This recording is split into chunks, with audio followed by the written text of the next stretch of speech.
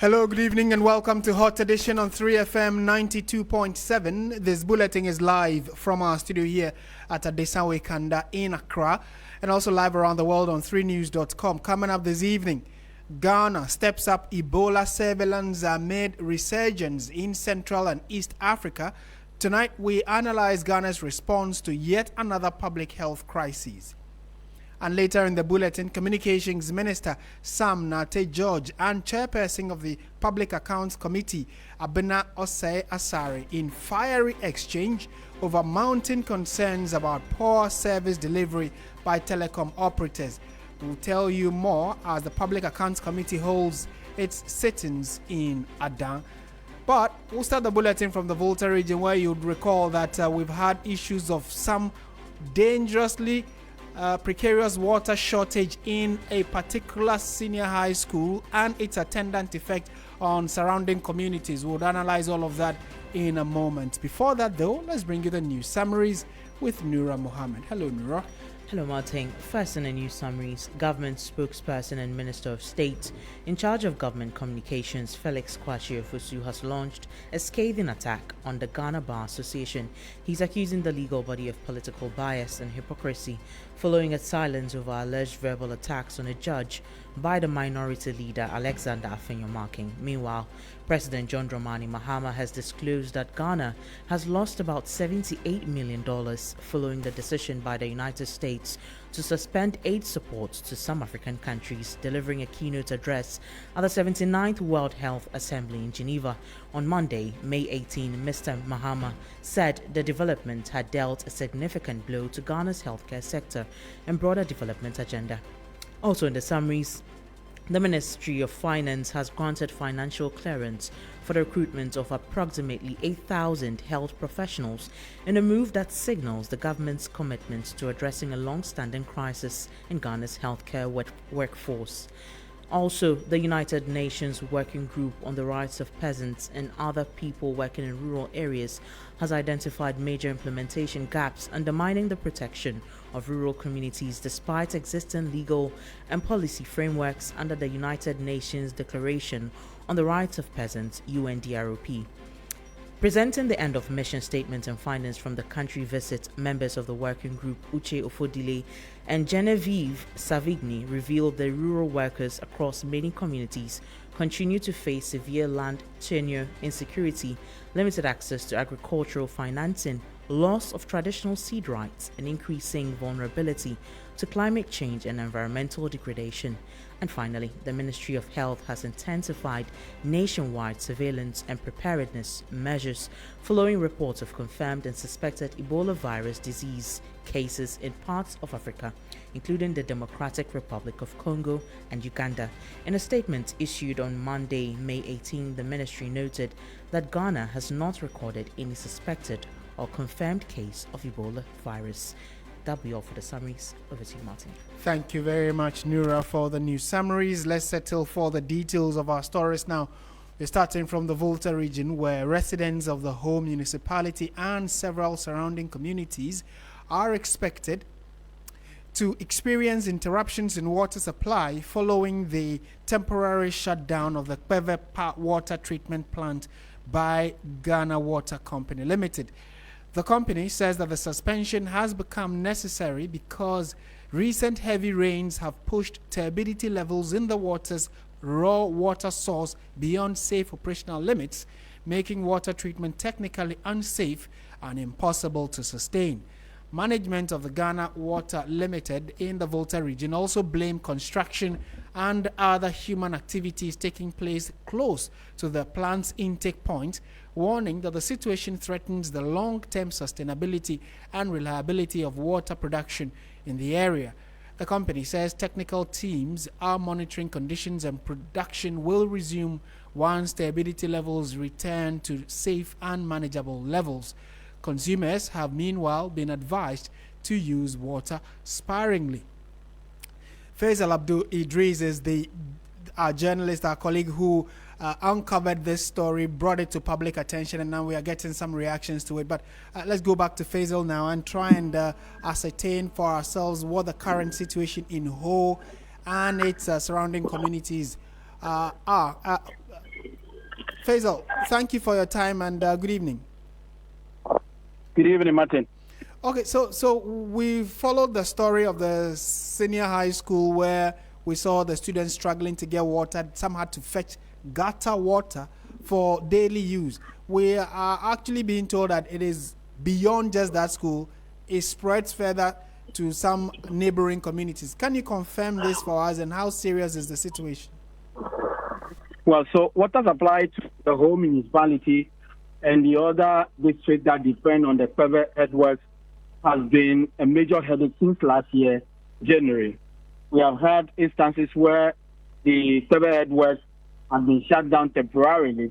Last year in particular, they cited the breakdown in some of their machines, which they describe as obsolete.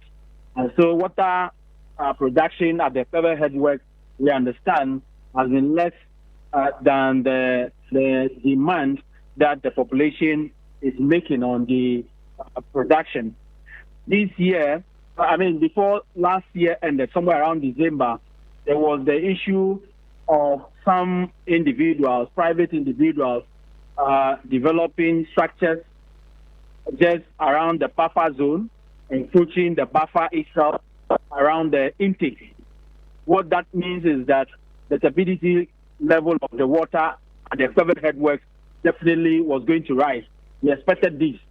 So at some point last year, like I mentioned, RECSEC at one of their meetings decided that they were going to halt any form of development around the buffer zone at the private intake. But that didn't really happen, because even after the directive was issued to prevent people from proceeding with development works around there, we still see a lot of development work happening. And that encroachment is exactly what the Ghana Water Company is saying is affecting turbidity levels.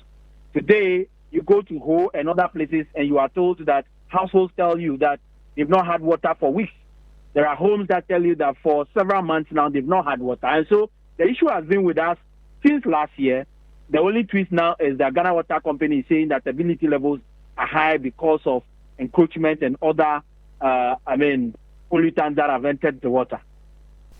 Wow, that's quite revealing. And let's unpack the report you've just given us. First of all, you mean the Regional Security Council is aware of some of the buildings that are springing up around the buffer zone, which is also a part of the problem. Indeed, RECSEC is aware. And what have they done about that? I'm aware last year after that meeting, they had directed that the private developer, who we are told is building some ecotourism facility just around the private intake, should halt the development. But that very directive, I am sorry, hasn't been carried out, because I know too well that the development works are still ongoing there. And from the statement the Ghana Water Company released about the Quiverhead works, they indicated issues of turbidity. What is causing this turbidity, and how long have they known about this?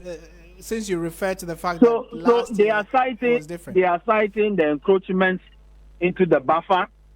They are also citing recent rainfalls that they say have actually entered the lake with pollutants.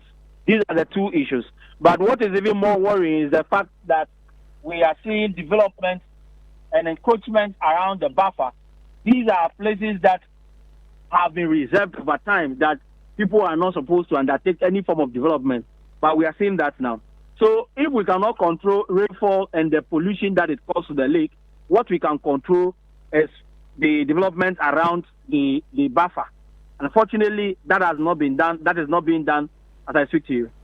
And finally, you've been around to some of these communities.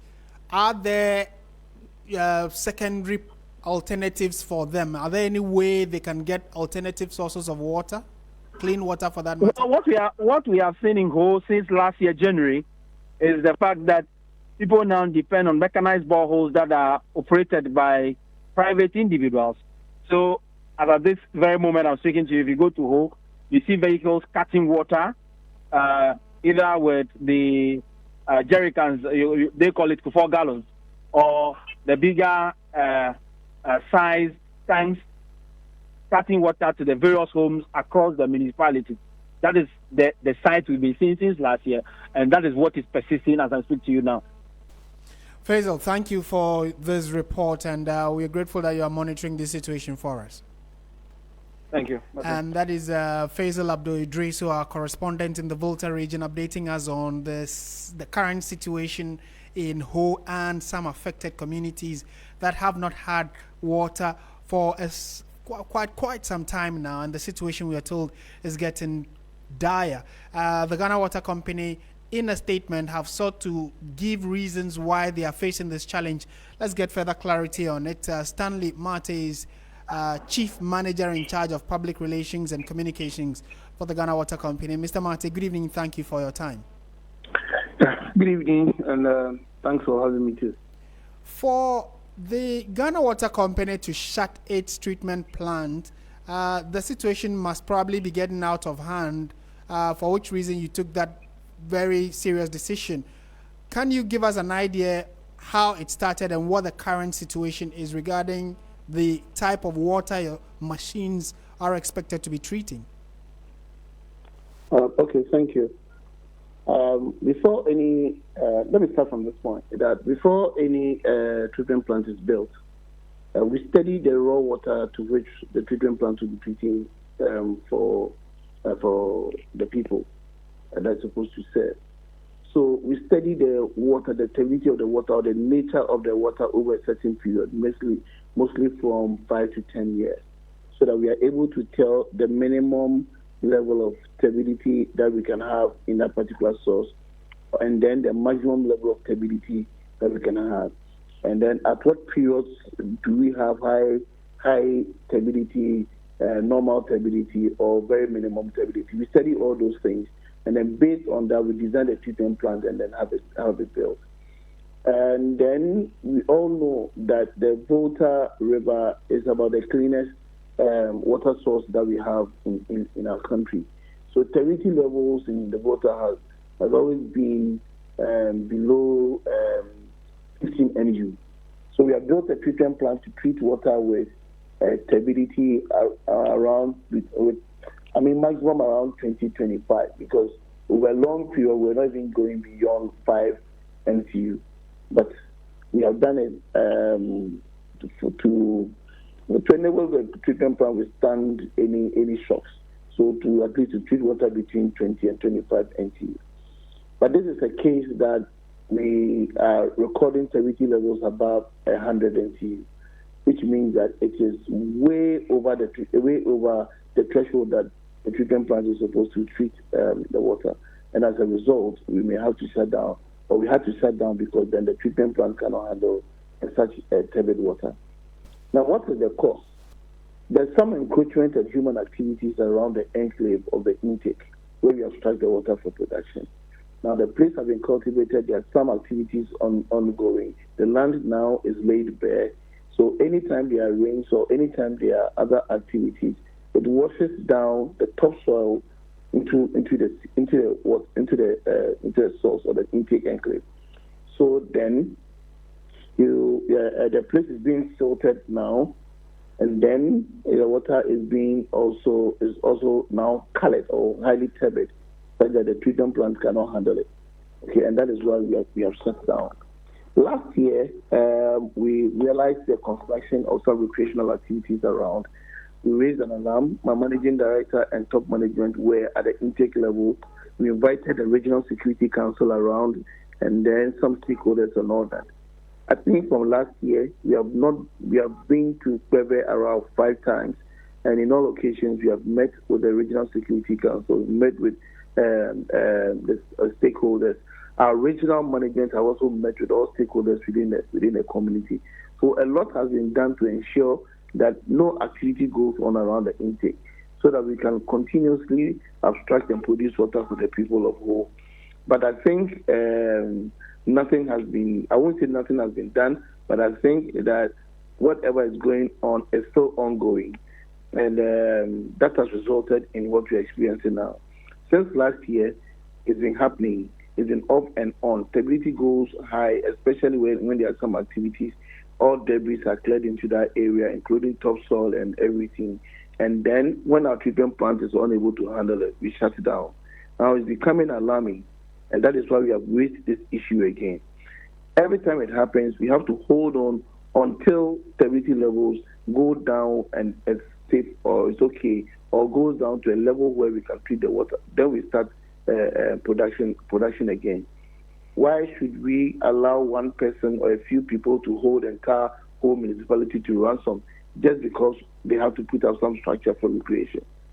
And that's the question that we are facing now. That's the question I was about to ask, that if the Ghana Water Company, a state institution, is aware of what's causing a problem to a whole community and even beyond, have you been able to engage the opinion leaders, the chiefs, the traditional authorities, and even the Ghana Police Service for that matter about this kind of situation? And if you have, what kind of feedback or response did you get?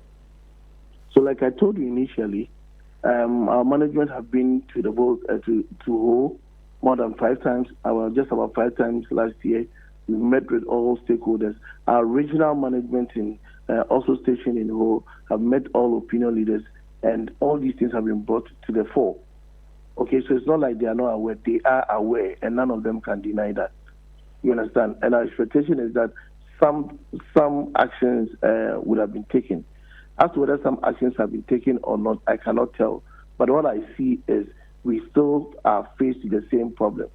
Okay, so since last year, we've been facing these challenges, like I keep saying. Okay, and it's high time we take a serious action. Other than that, then the people of Ho municipality should brace themselves for similar occurrence anytime. Because anytime stability goes high, we may have to shut down. And when we shut down, we may have to hold on until stability levels go down to the level to which the treatment plant can handle. And then we pump. How usually, if for instance the activities cease, how long does it usually take for the water levels to, the turbidity levels to subside before you start treatment again? It depends on the level of turbidity at that time, at the time of occurrence. Okay, so if turbidity is, let's say, above 100, definitely it will take a bit more time than when turbidity is around 30 or 40. You understand? So it will take, depending on the level of turbidity, that will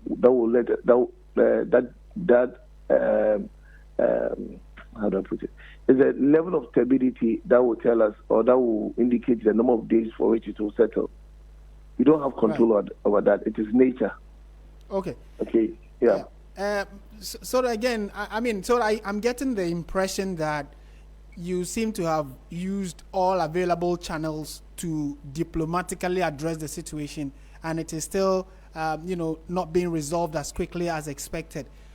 Apart from reporting to the Regional Security Council, who are the highest security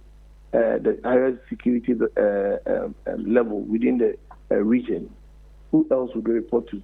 We have notified national security. Okay, and so for us, we have done what we have done. We have worked within our mandate. What the law allows you to. Right. Exactly. And so can we... So then I'm thinking that the conversation should actually go beyond the offices and chambers of conversation and go to the people. And then when they are aware that your problem you are facing regarding water is from this place, maybe community mobilization will be the next step that you can take.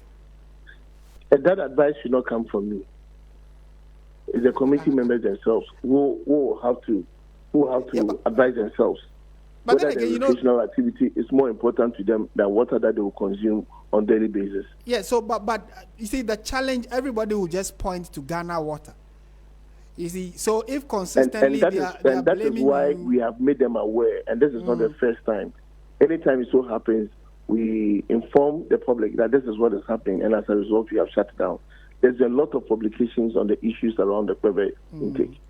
And so the authorities must act. If the authorities are not acting and the people of Ho are also not acting, who am I?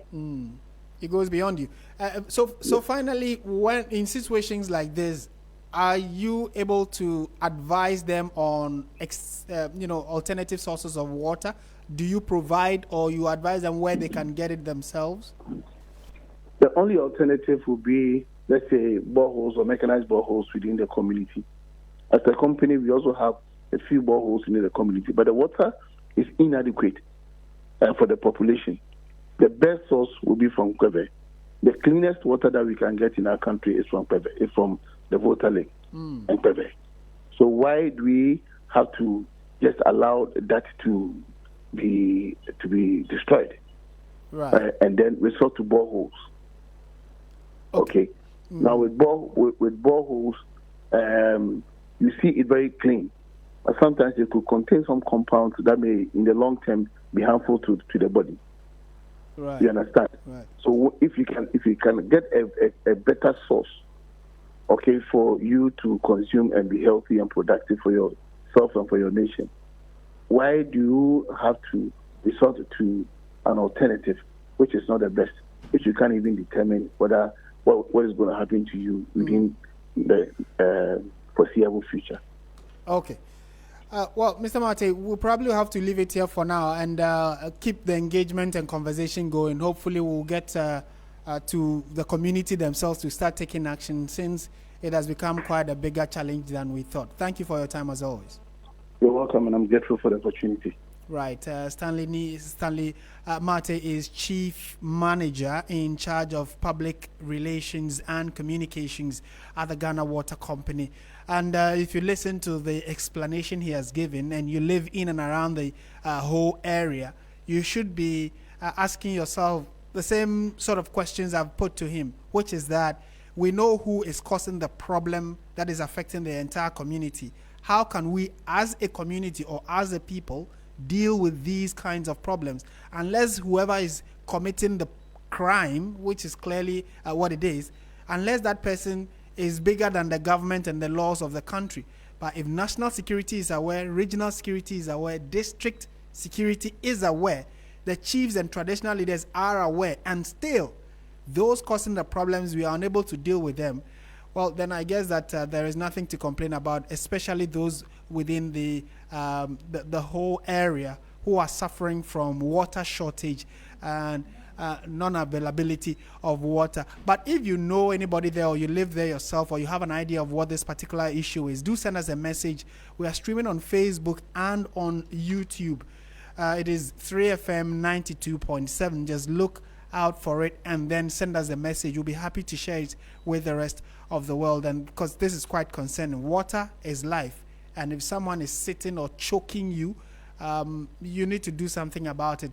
Maybe it's time for the community to rise up against the few who are causing such unruly criminal activities in that area.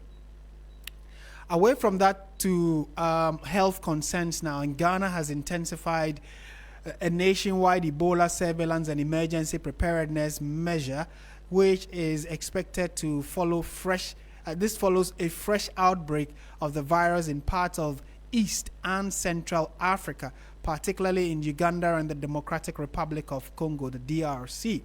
Health authorities say that the move comes amid a concerning rise in infections in the DRC, where more than 300 suspected cases have been recorded, with at least 90 people dying as a result of the new strain of Ebola. Uganda has also confirmed 2 imported cases linked to travel from the DRC, including 1 fatality. Although Ghana has not recorded any suspected or confirmed Ebola cases, the Ministry of Health and the Ghana Health Service says the country remains on high alert, with enhanced screening at entry points, strengthened case detection, and readiness at health facilities across the country.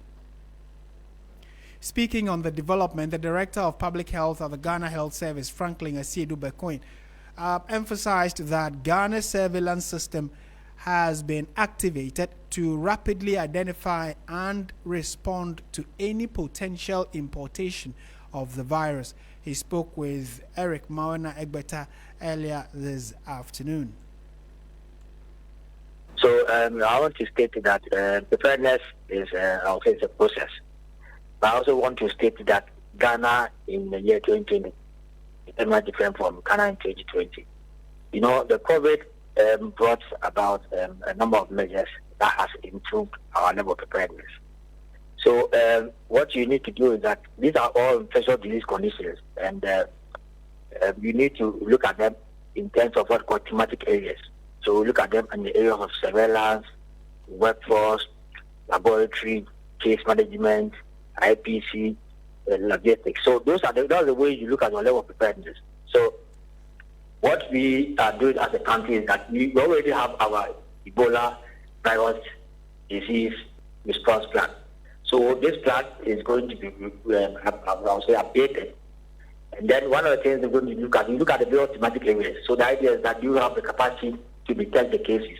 And clearly we have several people. So we're going to kind of arrange our several people to make sure that they can actually suspect the cases and detect. The other issue is that we have the lab capacity. And I say, yes, we have the Gucci and we have our KTCR. So we're going to expand our lab capacity that if cases are suspected, then we are able to confirm them. Then when it comes to case management, we have a number of infectious disease centers scattered across the country. So these are areas that we go to manage the cases if they should occur. What we need to do is to make sure that we have the logistics, EPs, and the various chlorine. Those are the things that we go to make sure that we get it. And this afternoon, we're going to have our National Emergency Operations Center meeting, where the various thematic areas are going to come to their immediate action plans and the budget. And we're going to share with our partners. So I would say that as a country, we are clear in our mind what we need to do. It comes to the areas of the port of entry. Our port of entry is going to be sensitized. We have what they call the health declaration from that guide us about who are the possible cases. So clearly, there's a clear plan about what we need to be doing. And I need to state that for now, the reason why it was declared as a public health emergency of international concern is the rapidity of the spread. You understand? So the idea is that we shouldn't take anything for granted. Ghanaians should be on the lookout. Make sure that you wash your hands, so that you don't get into contact with somebody who is ill. Make sure that you don't go and eat an animal which is ill or sick. And those are the things that we're going to make sure that we broadcast enough information to the Ghanaians to be aware of the situation. Right. Doug, great plan outlined, but are we taking particular interest in persons who are coming from DRC and Uganda as well? Is there a special level in terms of screening we are undertaking for persons coming from those regions as well? Yeah, so, as I said, we have what they call the health declaration form. That gives an idea persons who are coming from, let's say, affected areas. This afternoon, we're going to have that meeting and be guided by WHO and other partners what action we need to take. But clearly, it's a guide about what to do in such cases and to give an information about such people. But one of the things we do is that at the port of entry, persons will be screened and then the possible ones will be followed up. This latest outbreak, we understand a new strain is what is resulting in its spread. Do we have an understanding as to what possibly the world is up against, even for us here in Ghana? Yeah, so I would say that Ebola it's very fatal compared to COVID. But then you see the mode of spread is a bit different from COVID. This one is spread by contact with blood or secretions of the infected person. So the idea is that you need to avoid contact. And so if you do not have a physical contact with the secretions, either direct or indirect, they are not going to get it. See, unlike maybe COVID, that you don't need to have that contact, they are still get it. So this is the big difference. So what you need to do is let's avoid contact in this area that you are in when you are dealing with somebody who is sick, whether it's an animal or it's a human being, and avoid touching the secretions or soilings of such persons. But I think that what we're going to do going forward is make sure that we are on board, media, the Ghanaian average person, community, to make sure that we sensitize every person to understand what it means to contract the disease. And if you think that you are ill, then go to the hospital. What is good for Ghana is that we have our labs that can actually confirm whether it's a case of Ebola or not.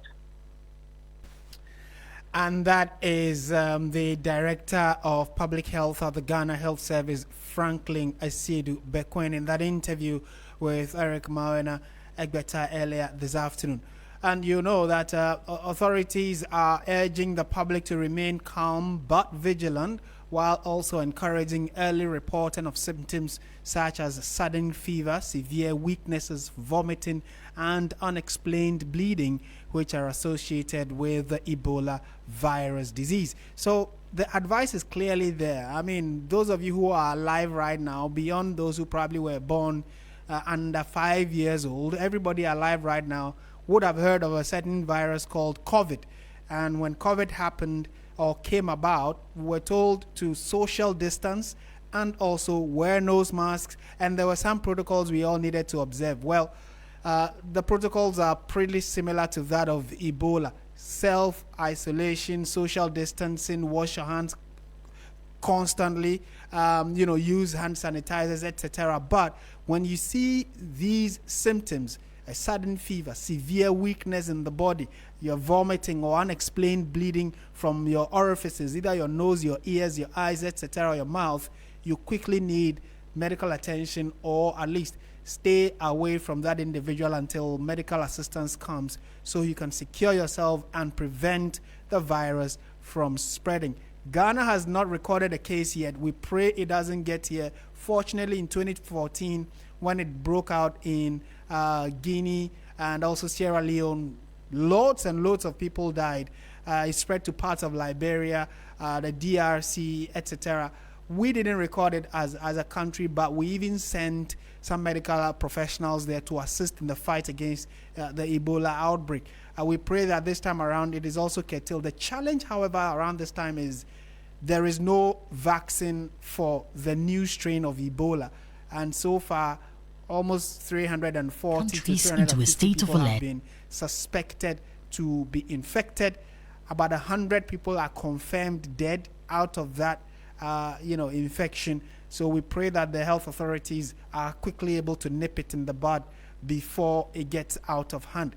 This is 3FM 92.7. You're listening to Hotedition. Stay with us. When we return, we'll be taking you to the Public Accounts Committee, where today Communications Minister Sam Nartey George and the chair of the committee, Abena Osei Asare, had a wild banter. We'll take you and give you details of how it turned out before, who came out with a bloody nose. Details of all of that in a moment.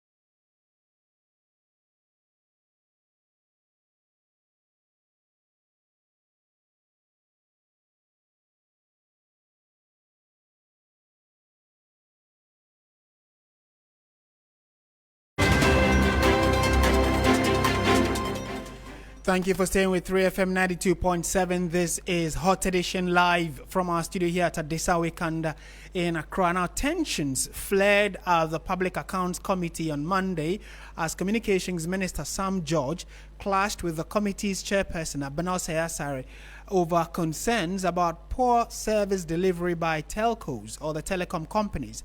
The disagreement was triggered by the minister's remarks blaming the situation on poor governance, ineffective leadership, and the absence of decisive policies during the Akufo-Addo administration.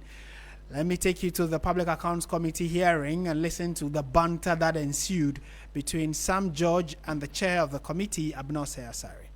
Private businesses are about making profits, and those profits they paid to you over 8 years at the Finance Ministry as corporate taxes. policy decision and policy leadership ought to make sure that we took steps to protect the customer. And I'm saying that we, under this reset agenda and under a responsible government, have done so. Minister, no, Honorable, I'm also a member of Parliament. Don't do this. Minister, please, I am on the floor, Minister, Honorable. I understand. Let me make my point. No, you won't heckle me. Don't play sentiment. You, but we beg Chairman, until and unless policy decision is made, Honorable, you need to rein in the Honorable member. She's being unruly. No. You're being unruly, please. This is unbecoming of a member of Parliament. Please. Minister, listen, you don't have the floor. No, I have the floor. No, you have asked me a question. I have the floor. You will let me answer the question. Minister. No, you will let me answer the question. No, you won't do that, Abena. You won't do that today. Let me finish. Minister, respect me. Let me finish. This is our committee. No, you don't tell us what you want to do. But you've not brought me here to talk down on me as well. Nobody's doing that to you. I listen to you. Minister, go on. You will listen to me as well. Respectfully. We have asked them to roll out. We have asked them.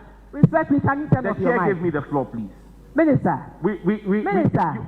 Honorable, don't do this. This is our committee. Minister, respectfully, I understand. If it's your committee, then don't invite us. But if you invite us, you ask us a question. Minister, if you ask us a question, you listen to us as well. Minister, it's not a monologue. Respectfully. So respectfully, let me land. We will let you land. Just a minute. Minister, respectfully, we will let you land. Minister, we are not coming to repeat anything. Respectfully, we will let you land. Please. When you come here and we address issues, it is not that we want to talk anybody down. Never. You and I, we go beyond this. We go beyond this. It is not that we want to talk anybody down. But, Minister, the situation is serious. And that is all the sentiments I'm trying to carry across. And that's the point I'm making. We've given a policy direction in January.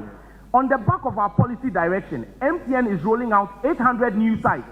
Telecom is rolling out 350 new sites. Between those two companies, you see 1,150 new sites.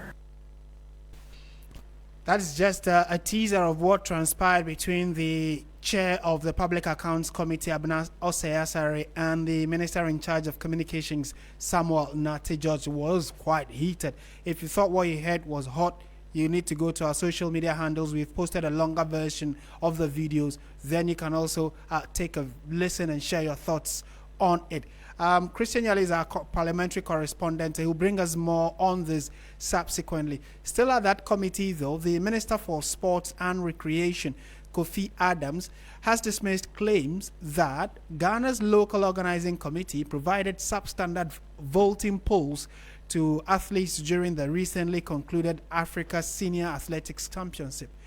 According to the minister, contrary to reports circulating on social media and other platforms, athletes from all participating countries arrived with their own poll votes, or voting polls as it's called, to ensure they compete with equipment they were familiar with and comfortable with.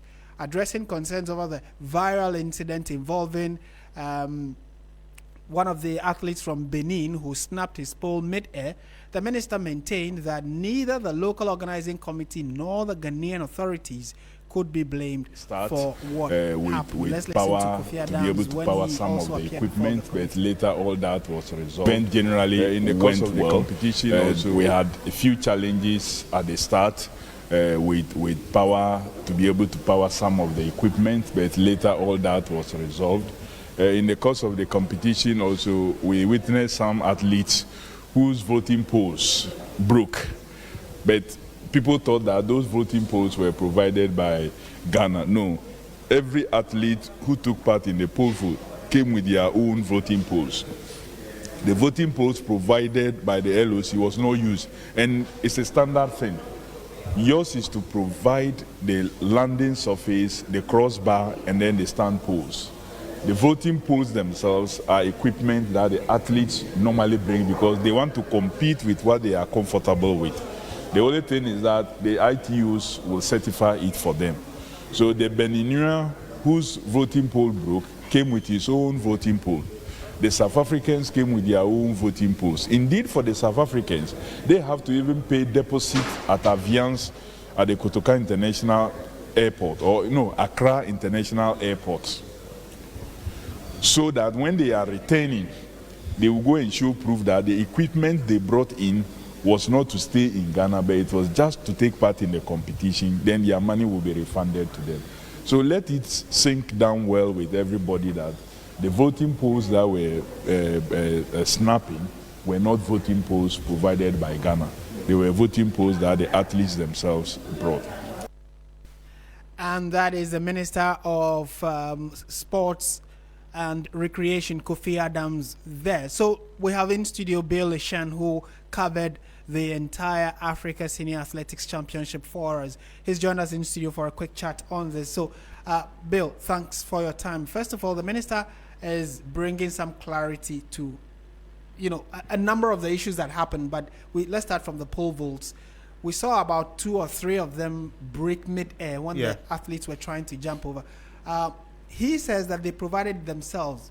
Is that something you're aware of? What kinds of conversations have you had? Can you confirm that for us? Yeah. As per standard practice, when you're competing in major athletics competitions, like javelin or a pole vault, you are required to bring your own pole vault. That is something that has been there for quite a long time.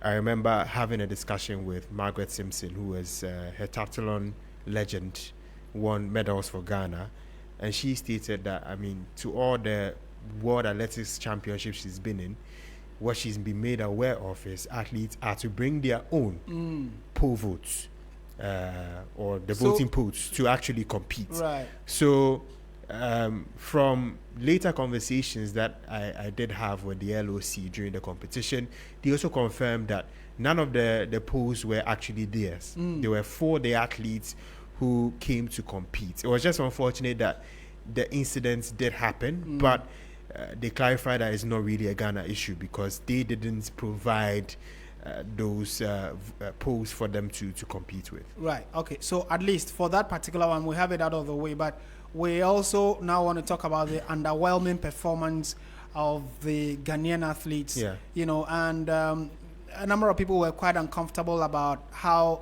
we performed generally, and then also on-field devices that were not working or were not up to scratch. While continental rivals continued to dominate the medal table, Ghana struggled to make an impact, returning with no single gold medal, but at least we got five medals in total. 1 silver, 1 silver and 4 bronze. Yes. Yeah, and so many thought that at least the host and win should have materialized, especially before our eyes, although not everybody turned up.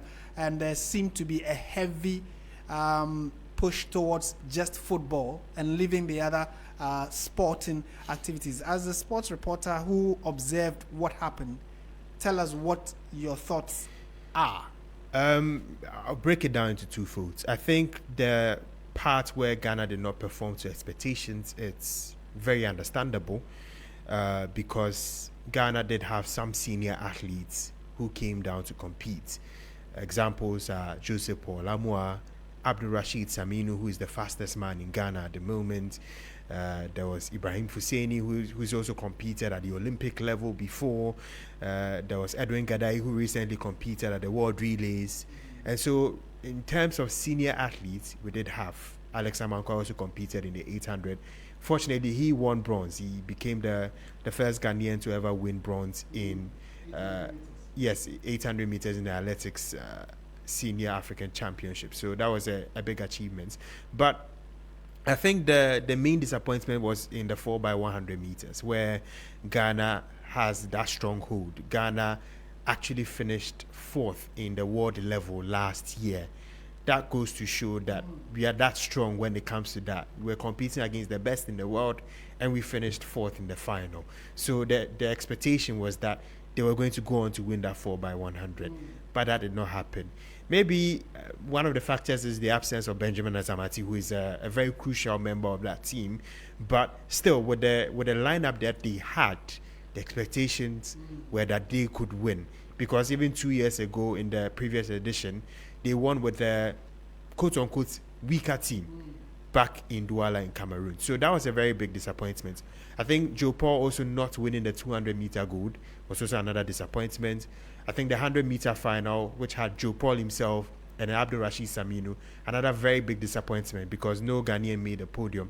So in that sense, it was very disappointing. But also, we can look at it in the other way, where Ghana fielded a number of SHS athletes. Yes, in terms of the females. Okay. And even some males were from SHS and some from the university who were given the opportunity to compete in their first major championship. And I must say, I mean, some of them really performed very well. They showed immense potential. And the hope is that that potential is giving room to mature. That is, they are giving special attention, they are giving the resources to train, to compete, and to reach a level where they can actually represent Ghana in very big competitions like the Commonwealth Games, which will be coming up in a few months, like the World Relays next time, like the World Athletics Championships, and maybe the Olympics in 2028. So I think there's potential. We saw the potential in the SHS athletes, but we also saw disappointment. If that is the case, then we cannot, overly, flock the issue of the non-performance, because these are people who are competing, against known champions on the continent and even beyond. So it is not out of place that we are giving potential winners, future winners, the opportunity to exhibit their talent. The concern, however, was that the public notice, where people are aware that, would not have, these are not our best of the best, in especially some of the like shot put, etc. The athletes, the short hot races are the ones that we know we have. We are the senior guys. But the other events, we didn't seem to know them, and then also, like you're indicating, these are more or less first timers, so it shouldn't be out of place, or we probably are stretching it too much if we are concerned about the number of medals we won. That would be a right argument, right? Yeah, outside with people who are actually angry, because first of all, even me as a journalist, I did not get the list of Ghanaians who were going to compete until the competition actually started. That is when I got to know, oh, this person is going in there, this person is going in there. Now I have to do a quick check. Oh, this person is from the SHS. Okay, it's a first timer. Okay. But as compared to Nigeria, for example, days before the competition started, their list was out on social media for everybody to see who and who is coming. So everybody knew that Toby Amusan, for example, was coming. That is their best athlete. Of course, I mean, I would know that Joe Paul and the rest would be there, but the other members of the list, that would have created some understanding that, hey, we are mixing the senior guys with very, very young people who have immense potential, that we want to really tap into them. I think in that sense, Ghana Athletics did not do it right. I think they should have released the list before the start of the competition, so that fans can manage their expectations. Exactly. Because this is a Ghana team that did quite well in the African Games just two years ago.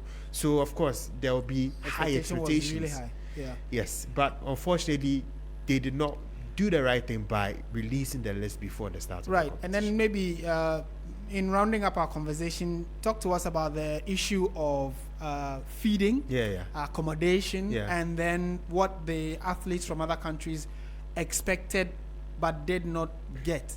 We realized that the organizing committee later came to more or less clarify or justify some of the issues. But you were there, you observed. Talk to us about the concerns that were being raised, like, for instance, the feeding. The feeding. I think that became a very big thing on social media when Aiden Smith, who is a shot putter, he mentioned that he wasn't allowed to take more than one chicken when he tried to request for it. I think for his case, I mean, he's a shot putter, he's built, so he would want to eat more protein. I think that adjustment wasn't made early, but after the complaints were made, I actually made my way to the Games Village myself to see what was happening. And I must say that after talking to some of the athletes on camera, they mentioned that there were adjustments made to suit them. Like, for example, Zimbabwe athletes mentioned that they don't like eating spicy food. Oh, okay. Yes, and we Ghanaians, we eat spicy food. So they had to make a complaint, adjustments were made, and so the food was at the level where they could eat and be fine with it and be actually satisfied. So I think it was basically a work in progress. Okay. I said generally, day 1, day 2 was more or less a disaster. There were a lot of things that were going wrong. But from day 3, a lot of these things were solved and been rectified. And it became a much smoother competition. Athletes were actually saying that they love Ghana, they love the atmosphere, they love everything around it. And so I think after day 2, all of these were solved. But yeah, day 1 was more or less a disaster, especially on the feeding part. Right. Okay. And finally, when next are we expected to host another event? Already, people are talking about the one that hosted the last event. The grounds we used is now almost bushy, and issues of maintenance, lack of maintenance, has come up quite strongly. You know, we had to organize this one at the Legon, the Legon Sports Center, but Boteman, you're talking about? Yes, Boteman was what I was referring to. Already, just under 2 years, and the place is bushy. So the concern of maintenance, has that come up in conversations with government officials, and what is the plan going forward, really? I think the next competition I know of will be under 20 Africa Cup of Nations. That is football. That is next year. I am not aware of whether they would use Boteman as one of the locations or not, but it's definitely of concern because recently they organized the African Arm Wrestling Championships in the Boteman. So you would expect that maintenance culture would be done better. Right. But I would believe that there was absolutely no problem with feeding. Look at it and make sure that they do rectify these things, because you never know when next a competition would come which would require the use of a place like Boteman, because it's multi-purpose. You'd have swimming competitions in there, you can have handball competitions in there, and all of that. So definitely, I think it's something that I would believe they would look at. But I've seen the pictures on social media of how bushy the place is, and it's very concerning because this facility was built just before the start of the African Games, and it's not been that long. It's been about 2 years. So it's definitely, I mean, the maintenance culture overall has not been great when it comes to our facilities. I mean, we've seen facilities being built brand new, and then in about 2-3 years we see it in deplorable states. But hopefully they do solve that issue, because we might see other competitions in the next 1 year or 2. We want to host more, but we need to get the place in shape. Exactly. If we want to, be the go-to source for hosting some of these international events. But Bill, thank you so much for the updates you've brought to us. Bill Ishen is with our sports desk and updating us on, or at least giving us a better perspective of what happened at the championship that happened, the athletics championship that happened last week. Ghana did not, meet expectations of many Ghanaians. The concerns that were raised, key amongst them being food. Some athletes said that they were not being fed well as expected. Let's listen to the minister in charge of sports, Kofi Adams, who has also been addressing the concerns, amongst other things, about the fact that the food that was served did not have any major challenge. There was absolutely no problem with feeding. You see, the problem I have with the media, you speak with an athlete outside who first started by saying he was giving half egg. Then he changed the story from half egg to 1 egg. Then he said he was giving 1 chicken. Then he changed again that he confronted them and then they gave him 2 chicken. That alone should alert you that the athlete was not telling you the truth. Then he now went further to say in South Africa, he eats 9 eggs. We did not make provision for any athlete to be fed 9 eggs. If any athlete has special diet, there's a form that you fill so that the LOC can factor those needs in. Nobody filled the form that they needed that kind of special diet. So one athlete speaking on some levels of need should not have become the running story. Because on that same day, South African athletes were being fed and full of smiles and thanking the people. So that's Kofi Adams also bringing better clarity to the concern about food. And those of you who said that the South African athlete said he had only one egg and could not get a second piece of chicken, and that he eats a lot of protein, and so Ghana did not do well. Well, that's your answer. But it doesn't also negate the fact that there were clear challenges, especially when the competition started. Going forward, we need to ensure that we rectify all of these things, because it borders on the image of the country and our capacity to host such international tournaments on home soil. This is 3FM 92.7. Before we go, though, a number of things have been happening on the labor front.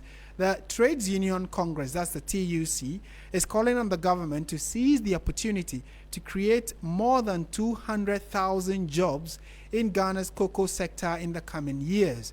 According to the union, processing at least 50% of Ghana's cocoa locally will not only create jobs for thousands of unemployed youth, but also reduce the country's dependence on borrowing and prevent other return to the IMF for a bailout. The Secretary General of the Trades Union Congress, Joshua Ansah, made the remarks in an interview with Labour Affairs correspondent Daniel Opoku. Well, I was very happy, but quick. When you heard that Ghana had that you were doing to send us back to IMF, it's a good story for Ghana, because IMF has never actually helped this country, and especially the workers of this very country. Though they have brought some stability to Ghana, but that stability has not created job for any Ghanaian, and we must now shift from stability into creation of jobs, so that Ghanaian workers will be happy of having something. Do we even need the IMF before we can stabilize the economy? Even though we have concluded an agreement, they will be leaving. Do we even need the IMF? I think that this is a very difficult question, because since the inception of IMF in 19-something, Ghana has gone there 18 good times. But if it's something that is going to help this country, it will have helped us already.